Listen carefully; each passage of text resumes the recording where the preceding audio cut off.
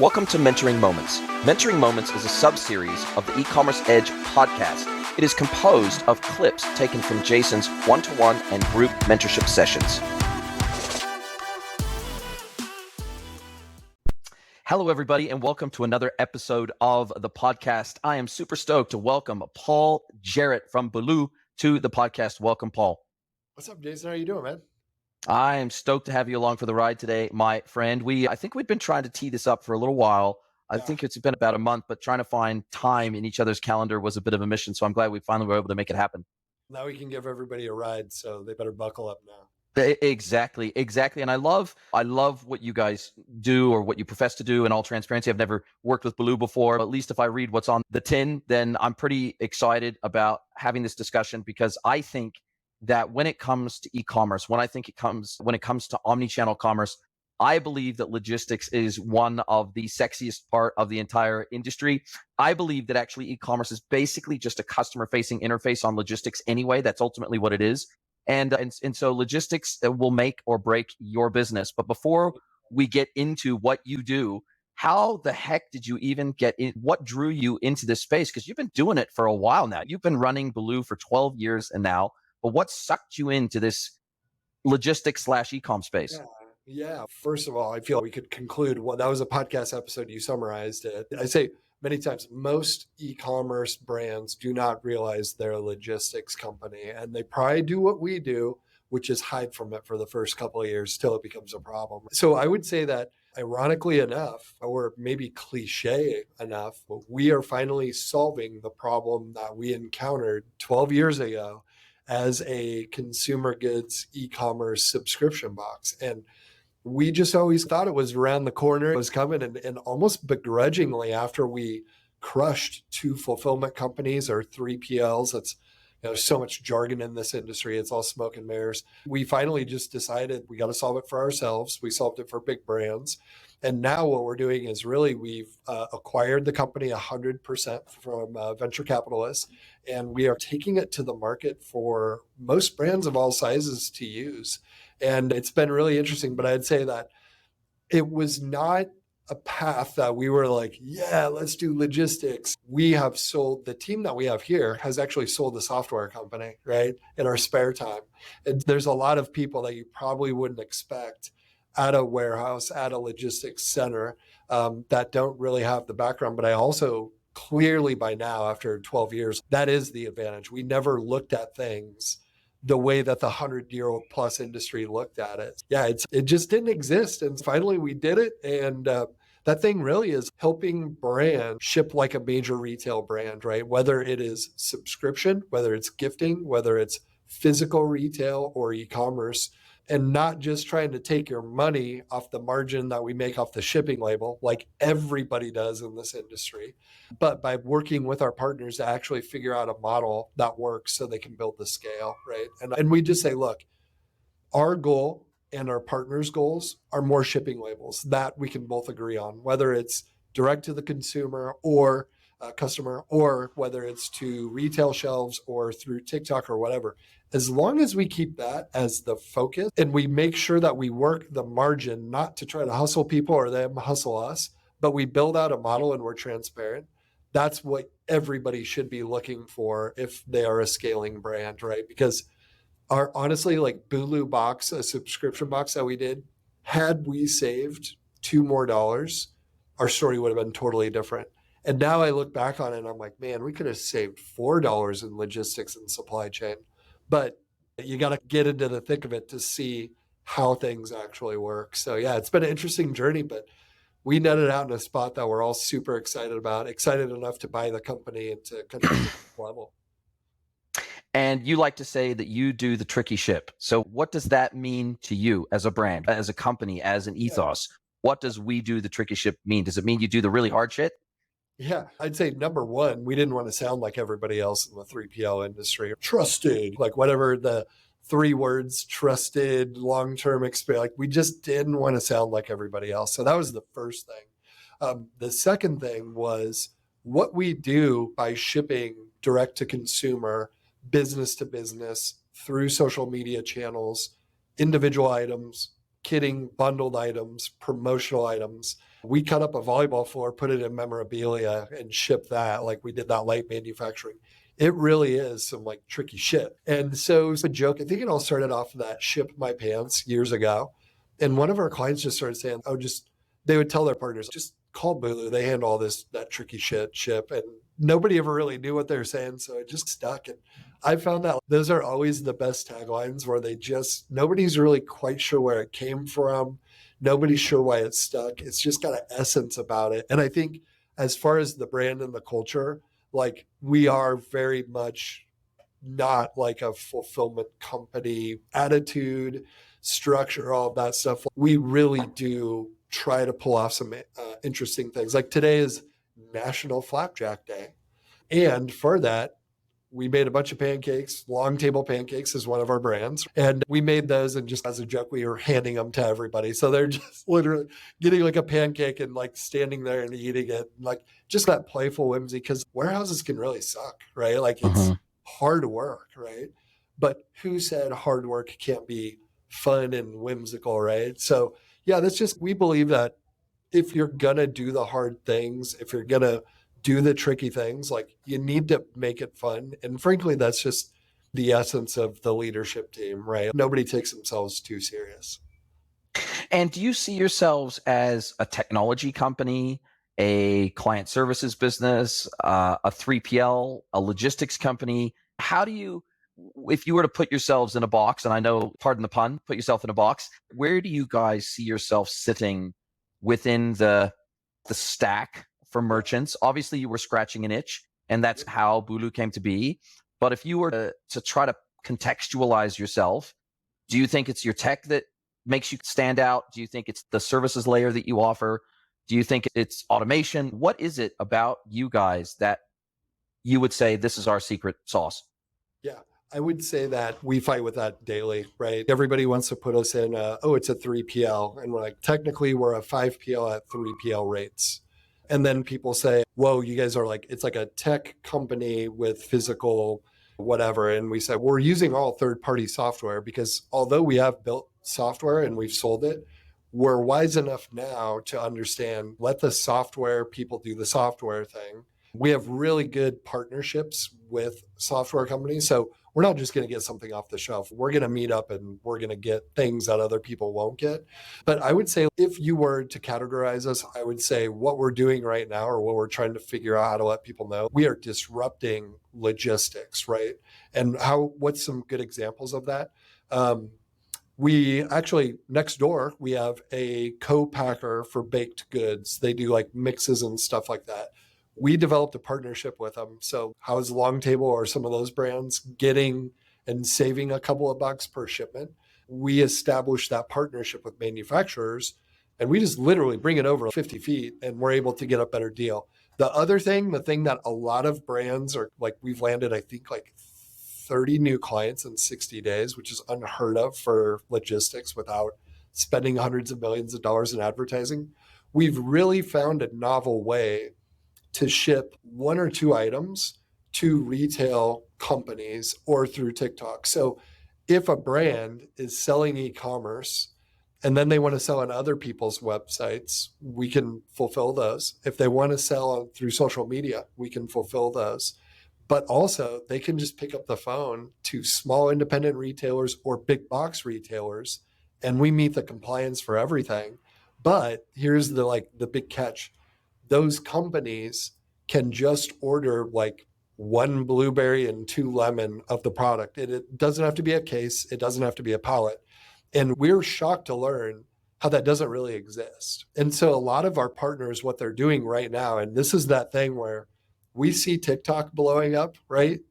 And that's awesome, but that's a wave, right? It's gonna die down over time, just like Apple and Facebook policy, and way back in the day it was Google Ads. I'm dating myself, right? But what will always, for the foreseen future, stay true?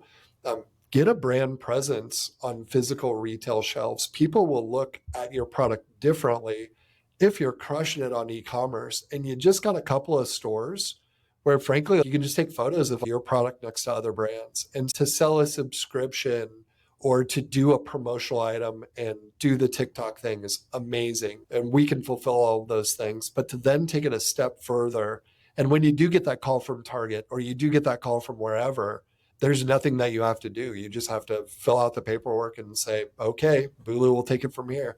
And that onesie, twosie shipping to bricks and mortar on top of e-commerce fulfillment, on top of social media fulfillment, we were embarrassed because we didn't even spot it. It was pointed out to us by a few clients because we didn't know why everybody was clamoring to work with us. And the thing I like the most is you can go to LinkedIn. I repost a lot of our clients' things, and they're like literally saying, thanks to Bulu, we did this TikTok promotion. We also added 3 independent, 1 store for bricks and mortar retail.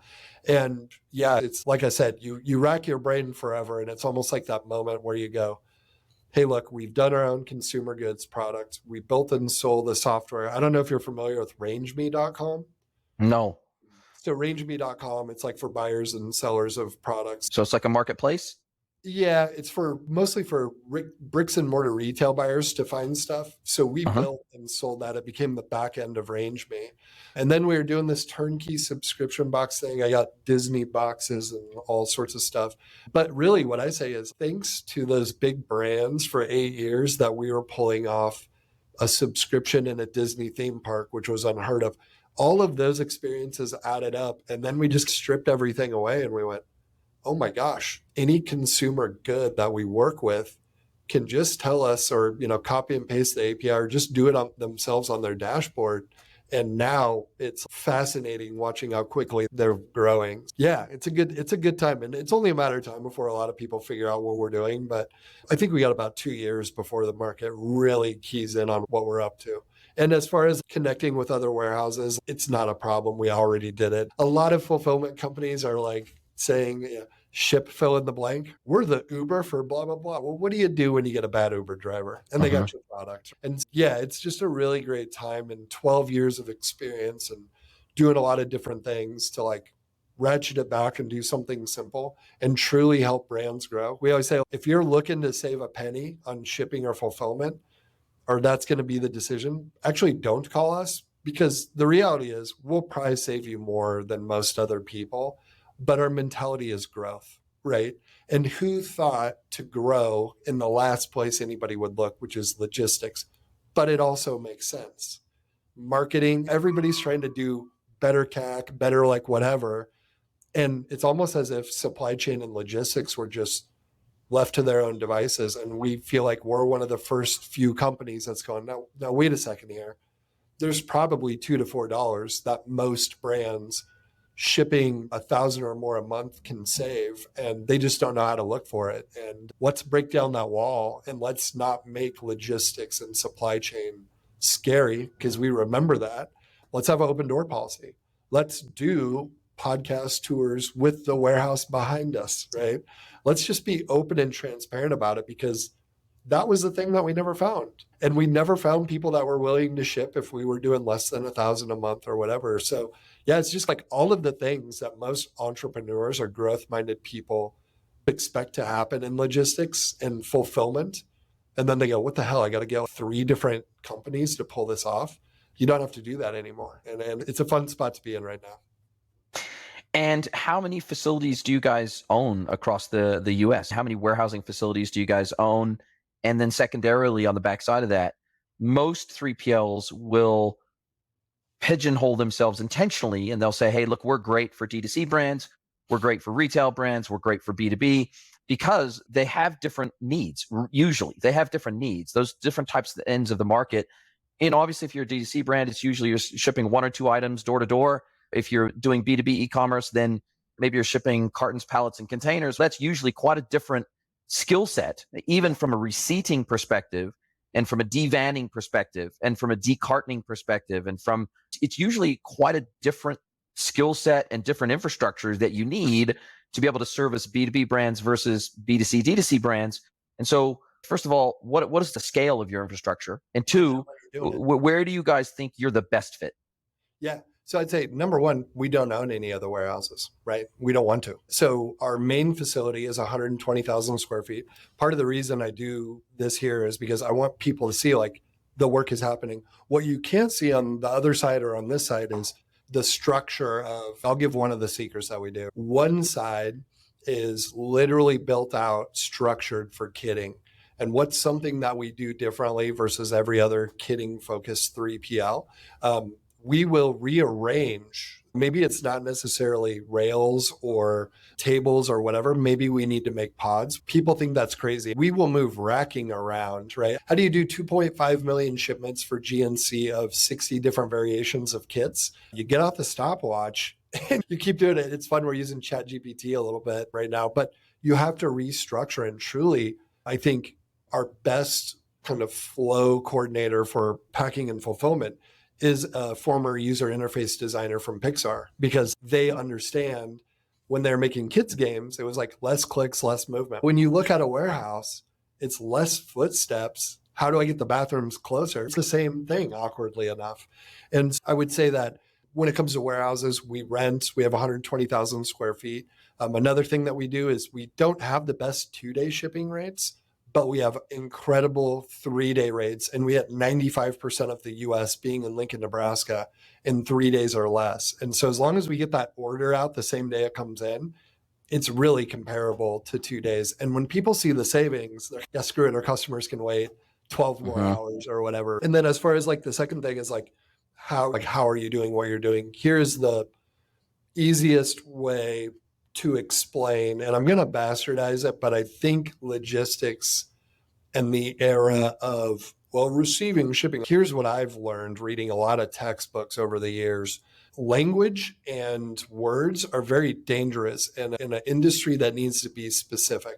I have no problem with the best logistics people that get their PhDs or whatever it is in it. I'll just stop them in a room and go, what do you mean by receiving? And they'll chuckle. And I'm like, okay, chuckle.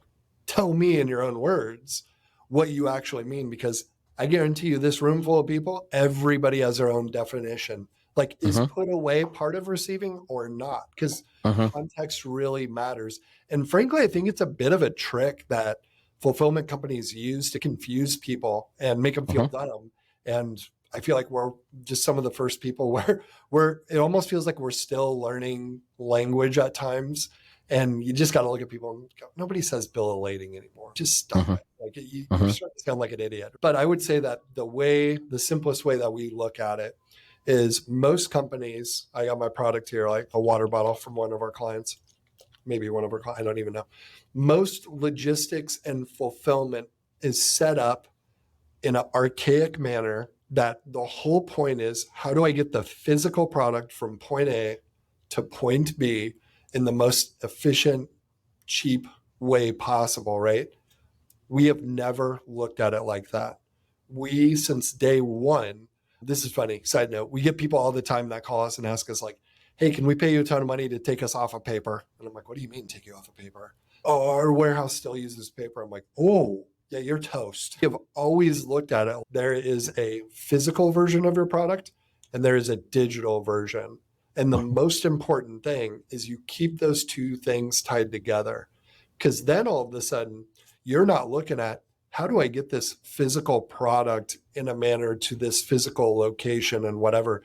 You're literally saying, what is the most efficient way technology-wise to get this from point A to point B? And addresses just become addresses. It doesn't matter if they're a retail location or whatever. And as far as the actual work itself, I think it really does boil down to experience, like 12 years of how do we do D2C and B2C? We didn't know any better for 8 years. Nobody told us. Like Disney, Crayola, I remember, I think it was Crayola, they were touring our facilities, right? Or American Express, one of them.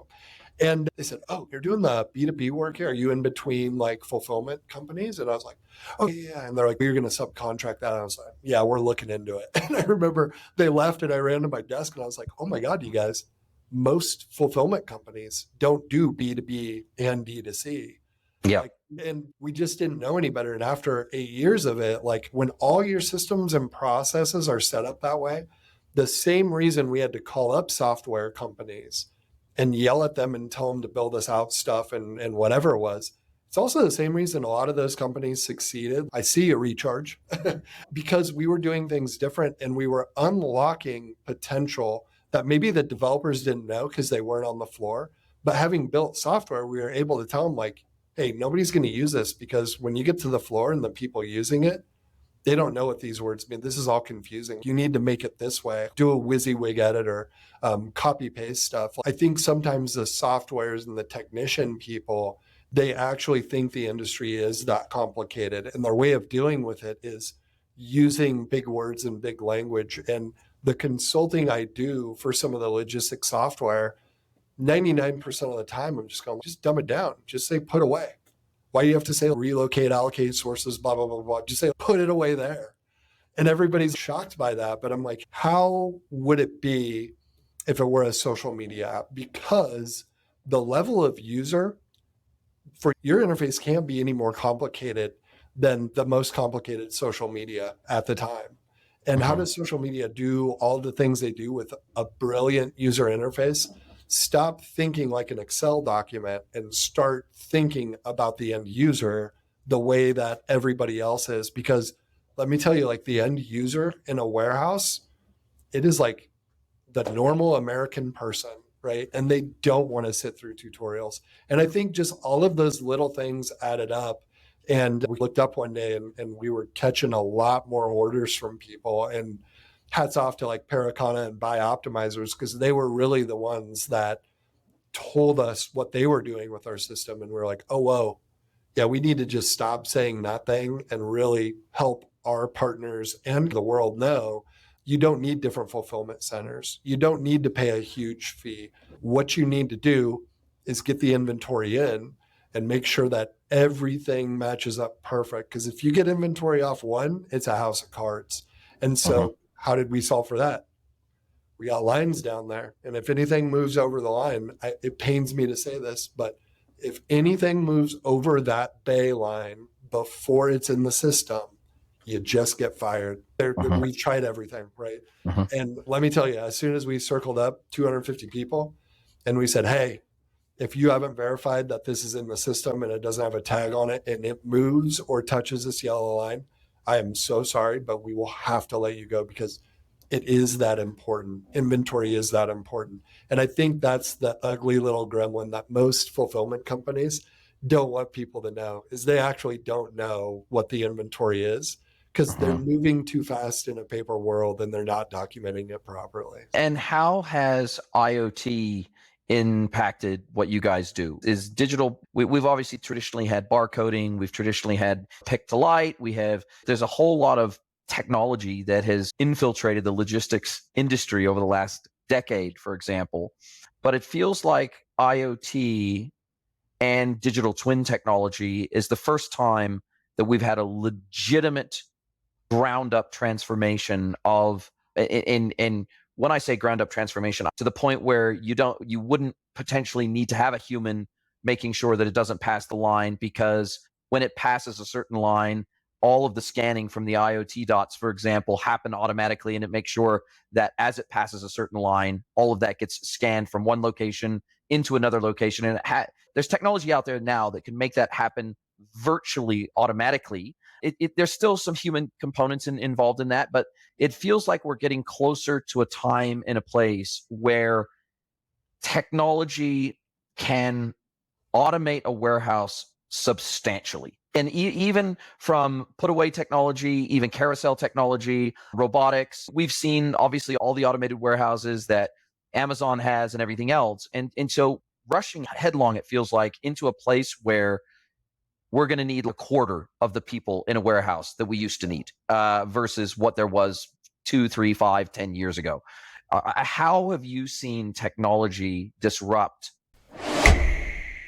Hey team, I have a big favor to ask you. Please pause this episode and send the link of this episode to someone you know that you think would enjoy this content. Really appreciate you spreading the word. This is how we grow. We're not a Joe Rogan. We don't have big, massive advertising budgets, but we absolutely want to grow. We want to get the learnings from all of these episodes out to as wide of an audience as possible, and we need your help to do it. Thank you. And now back to your listening. I would say we are like the first people to jump on. I remember getting, man, it's probably 3 or 4 years ago, maybe longer. We got like our robotic automated arm and we literally found something online. We contacted this company in China. I think it's called Elephant Robotics, maybe.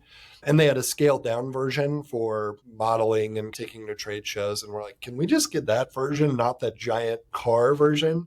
And it was great. And it's this thing where even I'm thinking of all the things that we've got before. We've got floor cleaners, drone scanning barcodes. We actually, hopefully, knock on wood, within the next 6 months, we're going to have a humanoid guinea pig robot walking around trying to do stuff. Hopefully it doesn't kill us. And here's the problem that I see. This industry, I used to think exactly what you're thinking, and I'm not so sure anymore because the attitude, let's call it how it is. If you call the fulfillment company, why are you really calling them? What do you want? You want cheap prices, right? You want the lowest shipping rate. That's how people think of it. If you're cutting pennies and your expectation, even people that ship on Amazon, the margins, like it's hard to make money on Amazon unless you do it correctly. It's easy to like mess it up and lose that dollar or whatever. Here's what we see happening. Number one is massive apprehension by the people on the floor. And what's going to happen there? Those robots are going to get Mountain Newport on them. And that sounds silly, but I'm telling you, they will, like people that feel like their livelihood is at stake, they will figure out ways to not let those things happen. So that's going to happen for a while. We're going to figure out a way to get over it. Then what's the next thing that you're going to need? There's probably a massive investment up front, but the part that we turned away and said we got to wait for the industry to get there is the technical abilities in the skill set to maintain those things and keep them going really is when you can find those people. So we're in Nebraska, there's actually a robotics school here. Those people are going to Microsoft and they're going to big companies. Nobody is graduating with one, a robotics degree. Very few are, right? Two, are they really going to go work at a warehouse and maintain equipment? I think that as much as it feels around the corner, it's around the corner for Tesla, for Amazon, for very big companies that have hundreds of millions of dollars to put into it. And I think we still got another like solid 5 years before we really start to see it. And I'm sure there's people listening that go, oh, like my fulfillment company or this or that, or no, this guy doesn't understand or like whatever. I'm like, no, let me tell you, I looked at my Rolodex. I do a lot of the speaking in the industry, right, for fulfillment and logistics. I think I had 3,900 different 3PLs in my CRM, right? Checking out some of their websites and whatever. When you see the like light, pick to light, if I really wanted that in my fulfillment company, I would get on a plane and go watch it for a couple of days because the odds are it probably isn't working exactly how you think that it is. Same with robotics, same with everything else. So I think the things that we'll see first, well, I will tell you one thing that just out of nowhere had a significant impact on us. And I know that there's all sorts of opinions on it, but we took a separate account and we made sure it was secure and we connected ChatGPT to a few databases of ours. And whether it was the packing style or the speed or whatever, there was a lot of hallucinations by it, but it did kick out things that we had never thought about doing. Adding a piece of cardboard somewhere, just like looking at it from a different perspective. And then also when it comes down to shipping rates or leases or even legal, right? Or even certifications or can we ship alcohol? It's a really complicated old world. And to just be able to talk it through with Chat, that's been something that's wild. And actually one of our software companies that does inventory, they just came to us and said, look, we want to do an AI chatbot so your team can just like talk. And I was like, say no more, we're in. And so I think that's where we're going to see it. The physical nature of things, if it doesn't exist in a warehouse, it's going to be hard. But you got things like cameras, right? Like why not clock? I think we have a little automation where we just have an old Nest Cam set up where people can show their face and clock in that way if they don't want to punch in a code. That's where I see almost innovation through software used in other industries, used here.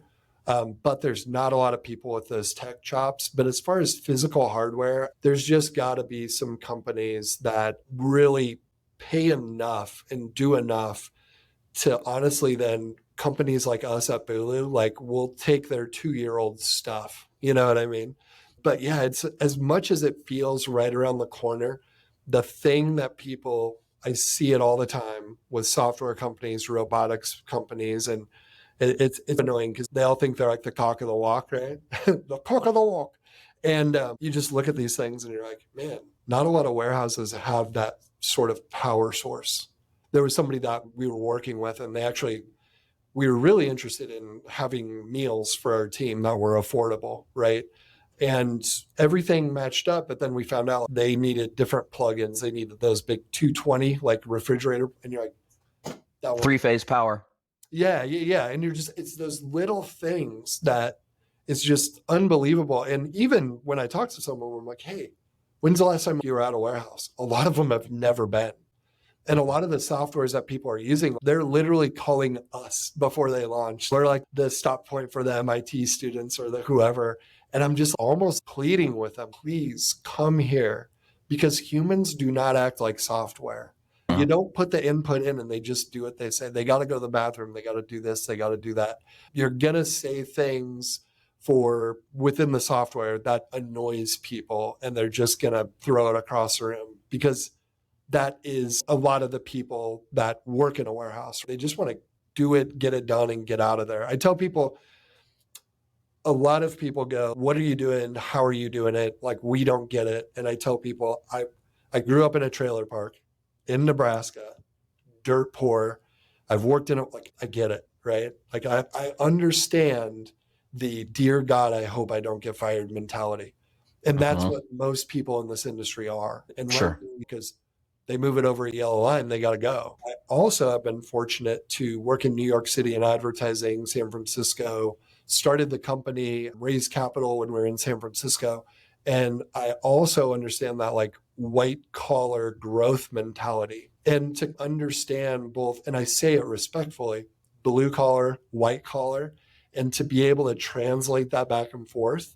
That to me, a lot of times is the magic that nobody's willing to put in that work or understand that. And when you create a software fulfillment program that's Uber for shipping, you bet your ass you're going to have people, Bubba from Alabama or Paul from Nebraska, saying, yeah, we're certified. Yeah, we're this or that. And we saw that a mile away and we're like, ooh, let them work through that kink. Do they really think people are going to be honest with that? Are they really going to do the FDA? Are they going to answer a form properly? And that was a lot of hiccup with all those kind of like pandemic 4PLs that popped up, right? They're all licking their wounds after that. But it really drives me nuts that people are not building software and actually looking at the end user, right? Like, it's just wild to me. And also, the end user isn't going to tell you, right? Like, they're worried if they tell you what's wrong with it, like they're in trouble. Like, how do you actually figure out how to make logistics software? You got to show up. You got to show up, and you have to pay attention, and you have to ask the questions correctly, right? And sometimes I feel like that's the only thing that we've done different is we let people on the line raise their hand, and we go over to them and they say, if we did it this way, and we go, man, we don't know, let's try it. And our best ideas, our most efficient things have come from random people on the line that maybe they were just here a day, but that unique perspective, and they look at everything very differently. And you're like, I don't know, let's do what Bobby's asking over here. Let's put the rollers up higher, shut off the power to it. He's right. We got to pack 2.4 million of these. The power is going to be running. But if we just tilt it up and unplug it, it's actually a better cadence, better speed. It's not hot. It doesn't cost money. Damn, Bobby doesn't give that guy a bonus. And that's where the magic happens, right? It's literally watching somebody use your product that I feel like all these companies are missing the boat on. I'm pretty passionate about it because it's just so obvious to me. But I could have 1 million people listen to this podcast, and I guarantee you, not one person developing any sort of robotic is going to call me up or another fulfillment company up and go, hey, let me bring this down here and see if it works, right? Like, I dare you to do that, because they know in reality, they don't know how to talk to the people, right? They don't know how to not be scared when 6'5", 300-pound dudes they're talking to them, and that rough language and that attitude. And yeah, I'm still waiting for that day. And hopefully it isn't another 12 years. And I'm like, all right, I guess we got to do robotics now, right? Like the same way that we had to pick up and do this sort of fulfillment. But yeah, it's pretty wild. It takes a different breed to connect that white collar and blue collar. And I think that really is the essence of what we're doing. I've been on unlike I think a lot of my peers in the industry, I've been on plenty of warehouse floors with my clients and seen operations, end-to-end operations, walk through their warehouse, seeing how they do light manufacturing, seeing how they do pick, pack, dispatch. I've watched them go through from a completely manually organized warehouse where it's done by category or brand or some other human understandable structure on their pallet racking to move from that. I was working for a health brand in New Zealand, and we went from that to chaotic put away, and that saved us that whole put away based on, instead of something that's human understandable, but moving to something that's machine understandable instead. And the machine knows where there's gaps. The machine knows where it's most efficient to put something away. The machine knows, okay, I've got a carton that's this big. Well, I've got a space over here, a gap over here that's this big. Cool. We're going to put that over there, regardless of whether it's the same brand as the thing next to it or the same type of item as the thing next to it. And there is technology, I think now, especially from the WMS perspective, that has gotten a significant amount better over the years, to where owned warehouses now can make a whole lot more sense. The technology is not that expensive anymore, or a combination of owned warehouses, 3PLs, dropship. There's multimodal logistics now that feels like it's within reach of most brands as they scale. And they might start out with a small little warehouse of their own, and then they might say, look, if we want to scale, we either have to move into a much bigger warehouse of our own, or maybe we keep this for a certain part of our catalog and we outsource the rest to a 3PL, 4PL. And let's talk, just for the benefit of my audience. I have a pretty good grasp on this, but not everybody in the audience will. Yeah, If we try to differentiate, if we try to differentiate the services that your typical 3PL, 4PL, and 5PL provides, why don't you tell me what your take on that is? Because I think there's a lot of misunderstanding out there of the types of services that logistics partners can provide. And even when it comes down to reverse logistics, not every logistics partner can handle reverse logistics. And what does that mean?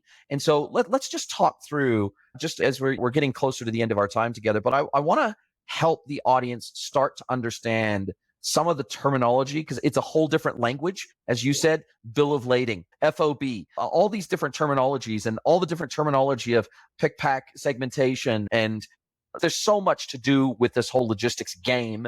And I think even for the smaller end of town, in terms of some of these pure play and omni-channel retailers, they do themselves a disservice when they don't at least understand what it takes to get the goods from them to their customer. And they push that off, and they say, I've got so many other things to worry about in my business. I've got the marketing to worry about. I've got procurement and figuring out what products I'm going to carry. I've got branding to worry about. I've got customer service to worry about. I've got technology and building my website. I've got all these things to worry about and think about.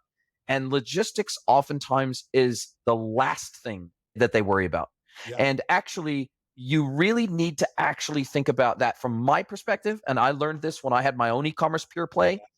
Yeah. We had to actually think about logistics first before we did anything else.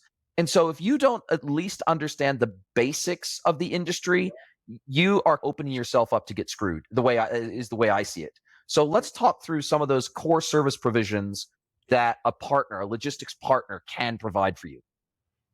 Yep. I'm like super geeked out because I'm like, oh my God, you get it. Yeah, I definitely encourage your listeners to really tune in, because even what you just said, I'm like, whoa, shit, nobody gets that fast, that far. I'll preface it with, I feel like this is one of those situations where I could say anything and get the data to back it through a textbook or a Google link, or you can support your BS, right? And we've done all that work. How do we really break it down and honestly have a conversation with somebody that is, oh shit, we're selling 11 million just on TikTok.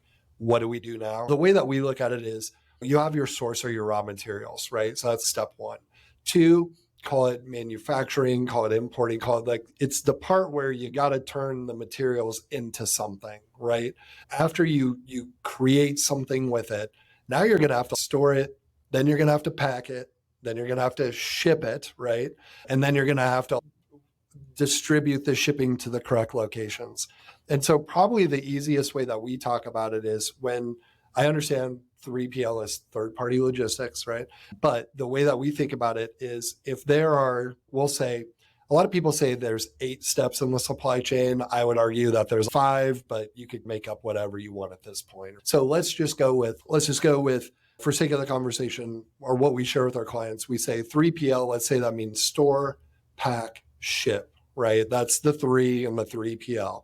The storage rate, what you want to do is you want to find out what they're paying for rent, and you want to be fair and mark it up 10% or whatever, right?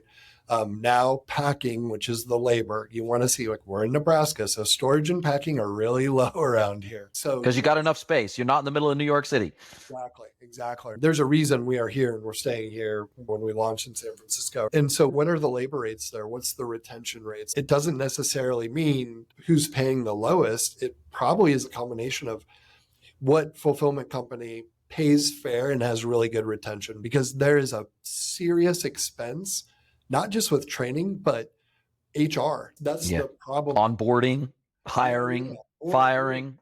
Or people do crazy stuff because you're just getting the lowest paid worker and they don't understand if they do something wild, that's going to really mess up the whole thing. And then shipping, we'll just call that like the shipping rates. Yes, there's materials. Yes, there's all that stuff, but store, pack, ship. What I have seen is, and I would love your feedback on this because I'm always just trying to go, does that sound right? But what I would say is for a shelf-stable consumer good that's not going to expire, whatever you retail that at, you're probably going to look at 10%, maybe 15% is going to go to that store, pack, ship, right? If you have a good that's going to expire or it's a little bit tricky, right? Now you're maybe looking at like 15 to 20%, right?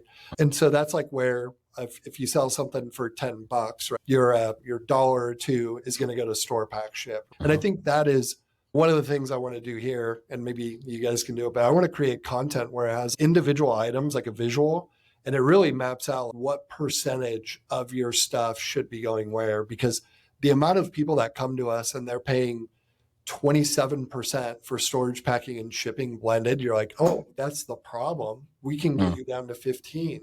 And if our goal is more labels with yours, we're just taking your marketing dollars to sell more. That's not good for any of us. Why does that happen? Because the sales reps are like hustling, trying to make their money. So what do? We don't have sales reps that make commission. We have account managers that get a finished proposal and they pester somebody to be closed and they keep their jobs that way, right? Like it's a very software style sales strategy. But if we say store, pack, ship is the 3PL, and that's the middle of the supply chain, like how do you get the 4? A lot of people like extensive.com, they're or ShipBob, they're saying the 4 is the distribution channels, right? Can we integrate with Target? Can we integrate with eBay? Can we integrate with Shopify, TikTok, etc.? Sure, you might be able to get some copy and paste APIs, and that's great. But each one of those has a very specific way that they're going to want you to like bag and tag it and pack it. That's where we come in. That's why we say like hybrid hub and spoke fulfillment is the technical thing we're doing. So that's the 4, right? So we have store, pack, ship. Bulu makes our money. We basically try to say about 10% markup on all of those. If you ship more, we're going to let you know and we want to give you that money back. Congratulations. You hit volume, your price didn't go up, right? The 4th one that we offer is not just 150 plus integrations that are already made, or you can build an API. We're also offering, we'll do it for Amazon because we know how it needs to be done. We'll do it for Target because you have to be EDI compliant, which is just their rules. There's no EDI compliance, right? And the 5 come in, well, simply by tying the shipments and the storage and the inventory to the manufacturing and raw materials, all of a sudden you're getting alerts or you're pinging your vendors or raw materials that says, hey, today's National Flapjack Day. Long Table Pancake is selling a boatload of pancakes, probably at 9 a.m. I didn't know because I didn't see it, but I'm sure the co-packer next door got a bunch of email alerts that's like contact long table probably got alerts that's, hey, you guys need to do another purchase of your inventory or volume. And that's what I see. So much of logistics is a reactionary attitude. Yeah. And how do you actually get lower shipping rates? And this is, I've gotten fights on stage with, not physical, but arguments on stage about this. What we see is there's really only two ways to get lower shipping rates. Well, three. People would say higher volume, but that doesn't always happen. How do you get lower rates? It is the sales rep's commission. You need to know what they're making, and it needs to be fair for all parties involved. How do you do that? You need to get face-to-face. Every month we bring in all of our reps. We also use like eHub, Flexport, we ship station, we shop all those rates. We just take the best one. That's all it is. The second and the biggest thing is whoever your firm is, and it's a big reason why we do a lot of subscription. Subscription helps you project the future, predict the future. Yeah.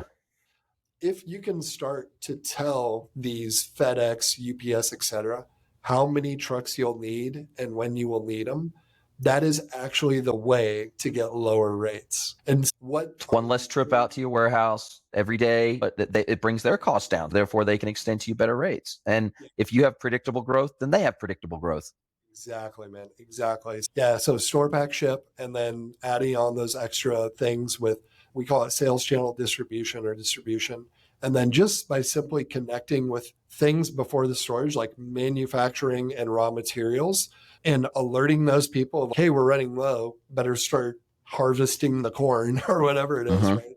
That's been just like a game changer, right? And none of those things are, some of them are automated, but we always say like rules with variables. Like you are going to need more product, but build out that automation so it says, we need more of this. Do you agree, right? Is this actually verify it? And yeah, it's just such a, it's funny because it almost starts to look like a marketing automation, like workflow, right? Like you want more of this, you put more in here. And I think that's another like thing that we just look at things as customer acquisition cost to lifetime value. How does that not apply to a physical good?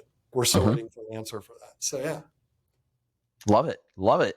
Wow, what an insightful conversation, Paul. It's exciting. I think logistics is incredibly cool. I think logistics is super important. I think that a lot of brands, they think, look, if we do FBA, then we can just send up everything to Amazon directly from our manufacturing plant directly to Amazon, put it in their warehouses. They'll distribute it around the country where they think it needs to go, and that's great. And maybe if the bulk of their sales are happening on Amazon, then maybe that makes sense. Sure, okay, maybe that makes sense. But for everyone else who, for maybe Amazon is just one channel of 4 or 5, then if we want to start bringing in Amazon-like experience to our B2B e-commerce brands and our D2C and B2C e-commerce brands, the reality is you have to pay as much attention, or at least close to as much attention, to your logistics as Amazon does theirs. That's the reality. And the only reason Amazon is really fucking good at logistics is because they care and because they've made it a priority. And that's why. And they've poured massive amounts of energy, time, money, infrastructure. They have built the warehouses. They've bought the trucks. They've got the drivers. They've got the pick, pack dispatchers. They have poured so much effort into this and technology into this that it's a specialty. It's one of their capabilities that sets them apart in the world. And I think that on a smaller scale, on a microcosm of that, the best brands that are the most successful, that are the most profitable, that are the most sustainable, they will put a significant amount of time and energy into their logistics. And it's not a one-off. We need to pay attention to this forever. As long as we're going to be in business, we got to pay attention to this. And we got to revisit this every month, every week, every quarter, every half year. We got to look at this. We got to look at supplier performance. We got to look at pick, pack, dispatch performance. We got to look at delivery performance. We got to look at what types of offerings we give our customers in terms of shipping methods and types and service levels. I think historically brands were always saying that they would cover all return costs. And I now see a shift in the industry where they're saying, hey, we're going to at least charge you a nominal fee for returns. Maybe it's not going to cover 100% of our costs, but if we can bring down return rates and minimize people bracket buying off of us because it's no longer free to do returns, then that makes us more sustainable as a business. It's better for the planet. It's better for everybody, right? It's less hassle for us. It's less cost for us. We can actually reduce the cost of the goods that we sell because we now don't assume that 50% of it's going to be returned anymore. Yep. So I think they're just, I think that a lot of retail brands in particular, they get super myopic about marketing, and that's like where all their time and their energy and their love and their brand building and the pixel perfect design on the website and the customer experience and the in-store experience and everything else. And I think all those things are important, don't get me wrong. Yep. But if you don't have a rock solid operational core of your business, and if we look at rock solid operational core being a three-legged stool, for example, well, logistics is one freaking big leg. Yeah. And the reality is if you don't have a rock solid operational core that you are continually optimizing, you will have a competitor that does. And they might beat you in marketing, but they also might just beat you in logistics. And if they beat you in logistics, it doesn't really matter how you lose, whether you lose on marketing or you lose on logistics. Either way, it's an L. And either one of those things can put you out of business. So my takeaway from this is that if brands can approach the logistics element of their business with the same care, concern, and passion that you look at logistics, if they can do that, then they will minimize the chance that a competitor that does logistics better than them will put them out of business. And that, to me, is the key takeaway here. You warm my heart, man. It's very rare that you run into anybody that has that level of insight. And I appreciate that. It is rare. And I think you absolutely nailed it. And it only makes sense that after all of those marketing and everything tactics have been done and people are still just like hyper focused on it with AI, like it's like the ancient logistics thing is getting completely ignored. People think it isn't, but I'm telling you it is.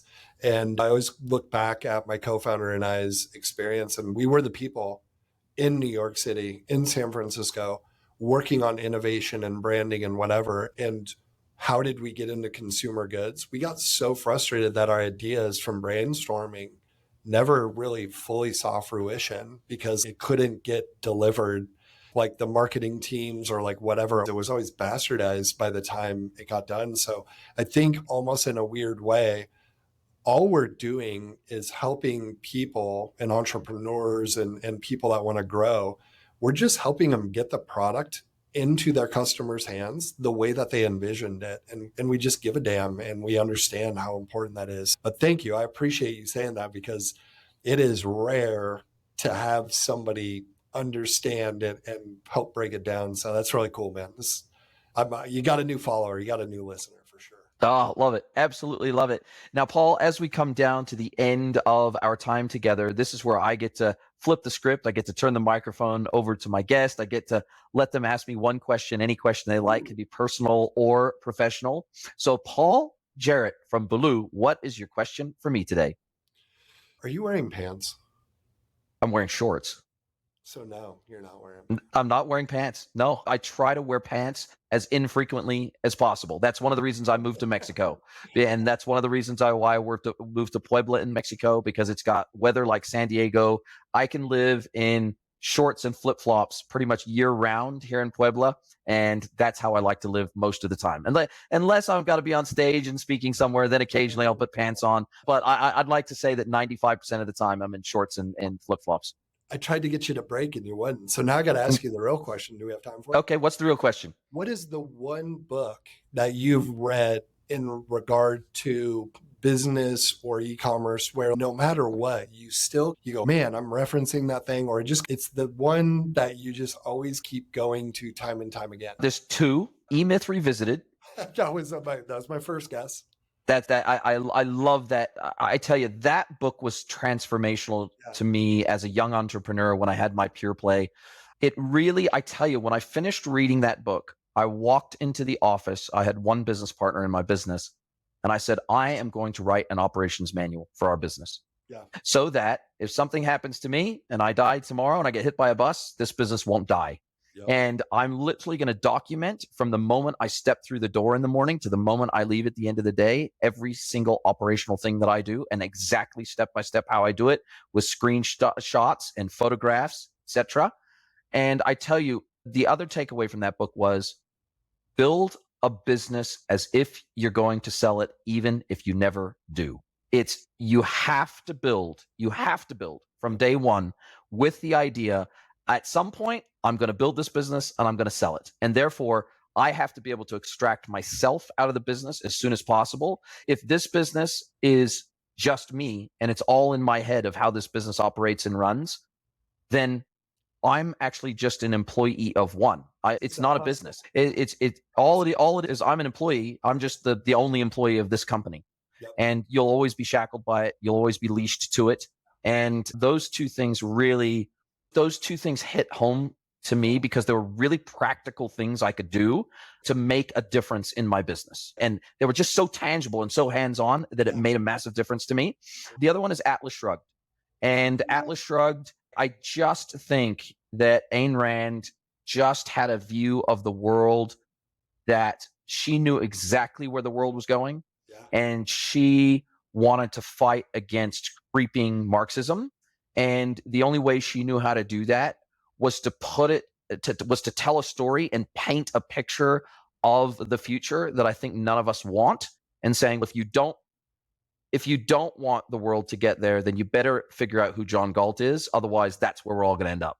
Yep. And so those two books, I've read a lot of business books. I've read a lot of, I deal a lot in mindset, heart set, gratitude. I think mindset is super critical in business. I think empathy is super critical in business.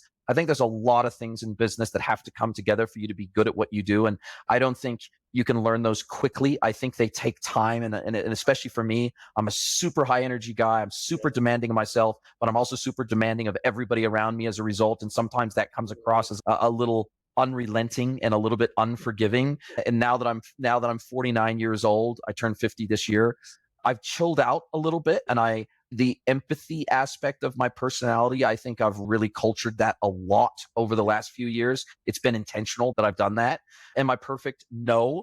But I think I've achieved a level of balance in my life now that I didn't always have. And so now it's adventures over things, it's lifestyle, there's so many things that you have to work through as a human being before you actually work out what are the really most important parts of life, and everything else you can let go. But it takes time to work that out. It takes a few hard knocks to knock the BS off of you and to smooth those sharp edges. Right? Sorry? That ego is a son of a bitch, and they'll creep up on you before you know it, right? It just is. And you can think that you don't have one, but I tell you, living in other countries and in other places to where I was born and raised has been the game changer for me. Born and raised in Southern California, moved to New Zealand, lived there almost 30 years, now lived in Mexico for over a year. I tell you, moving halfway around the world knocks a lot of bullshit out of you. It really does. Yeah, travel is, I really hope my kids don't go to college and they just travel, because I really great education. You will learn more that way. So something is telling me to share this with you. Do you mind if I give this? Please do. Total fortunate to, actually, I'll go ahead and tell the story because it's a little funny. I was at a Shop Talk, and Shop Talk, the event. Oh, of course, yeah. Yeah, and I've always just been on the outskirts of that, not really, I don't know, just a little bit like, they do this different thing and whatever. And I get invited by a buddy to go to a party, and I know right away, I'm like, there's going to be VCs and the shitty little half zips, and there's going to be a bunch of startups there. And fuck, I don't want to go. And my buddy's like, come on, you gotta go. And I'm like, fine. They'll love you. I'm like, I don't know, man. I'm a different breed. So I go to this thing, and the only reason I went to it is because they said it was going to be in a trailer park. And I'm like, which it's a mobile home park. Trailer park is a negative. Is a different thing, yeah. Just for the record. But I'm like, this will be cool. Like, I want to go there. It turns out it was Tony Hsieh's Zappos in Las Vegas. He has this he had this Airstreams, tiny houses. So we go to this thing, and there's bonfires, there's tortoises, there's llamas. And I'm like, where the hell are we? Middle of Vegas, big block. And immediately there's the group of VCs, and everybody's like, how much capital did you raise? And I'm like, what a bad measure of how successful. What a bad measure of success. How much money did you con out of somebody? Which we've raised $5 million, but I'm just saying, I don't think a lot of things need as much money as they do to get started. So there's these two groups, and I'm just sitting there and I'm watching, and they're all kind of being jerks to the staff. And I just get uncomfortable, and I just beeline it towards one of the tiny houses. And I was like, hey, I'm just going to duck out in here. I'm like, I don't want to talk to those people anymore. I've been talking to them all week and I want to like, you guys need help doing the dishes. You want to I feel more comfortable bartending than like I do at some of those events. And so I'm doing my thing and hanging out and they're looking at me, but I just got my black hat and whatever on. And this dude comes up to me and I know all about Tony Hsieh, big fan of his work. And it did have a big impact in us. But this dude comes up to me and he looks up at me and he goes, "Hey man, thanks for your help tonight. I really appreciate it." And I notice I'm standing in the corner and a lot of times I look like a bouncer. I'm like 6'5", like all black or whatever. And I look at Tony and I didn't know it was him, but I figured it might be because everybody got quiet and he had a big mohawk at the time. And I said, "Tony, not all white people look the same, man. I'm not a bouncer." And he looked at me and I was like, "Oh no, did that?" And he just busted out laughing. And we're both just like laughing our asses off. He's, "I totally profiled you." I was like, "I know, dude. I got a ball, whatever." So we It's okay. out that whole night. And that night we ended up, I'll say we smoked cigars and went to his Airstream. And it was me, him, and another guy. And the other guy left and it was just me and Tony just sitting there for hours. And I just looked at him. I was like, "Man," I was like, and I didn't do the thing. Here's my card. Here's whatever. It took him a year to find out who I was and get back a hold of me because I just didn't want to be that dude. And so I was like, "Man, what like knowledge after everything you've done, what's the thing that you could wish you could just download into people's heads?" And he pauses and he looks at me. And I remember I stopped him. I'm like, "This isn't, I'm stoned, really ethereal, like out there thing. Like I want some like concrete stuff." And he goes, "No, I understand." And he goes, "This whole thing, this whole life, this business, call it whatever you want to call it. It's about one thing and everybody's missing it." I was like, "Yeah." And he goes, "It's just about experiences." I go, "Experiences?" And I'm like, "Tell me more." And he goes, "Every interaction you have, whether it's opening a car door, whether it's waking up, every single thing you do, you actually get to choose what the experience is going to be." And he was like, "I just really believe if people thought through that and they were more intentional on creating, it's not just customer service, but in everything you do." He goes, "So many of the world's problems would be not." And I'll tell you what, man, the older I get and the more I think about what he said, I was like, "Oof, it was profound." The more it makes sense. You're like, Yeah. that's deep. That's deep. Yeah, so hopefully somebody listening or you or whatever pull something from that. But man, it's one of those things out of everything I've done, I'm like, that just reigns more and more true. And that Tony was badass. He was something special and different. Yeah, that dude wasn't supposed to be here for too long anyway. And I mean that in a good way. It sucks. No, he was a meteor that just showered the earth and then he was out again. I'm out. Yep. But no, that's so true. And I appreciate you sharing the story with me and I appreciate you sharing your experience with me. You're one of a kind too. And look, I think if we have the right attitude and we're trying to give back to the industry and we're trying to ultimately help people at the end of the day, I'm such a strong believer in a rising tide floats all boats. That's what I'm trying to do with my work and my podcast and everything else. It's my love letter back to the industry, and the industry's been very good to me. So I'm super grateful as a result. So listen, Paul, I've thoroughly enjoyed our conversation and I can't wait to do it again soon. If you'd like to get mentored by Jason for free, head over to greenwoodconsulting.net, scroll to the bottom of the page and click Get Mentored by Jason.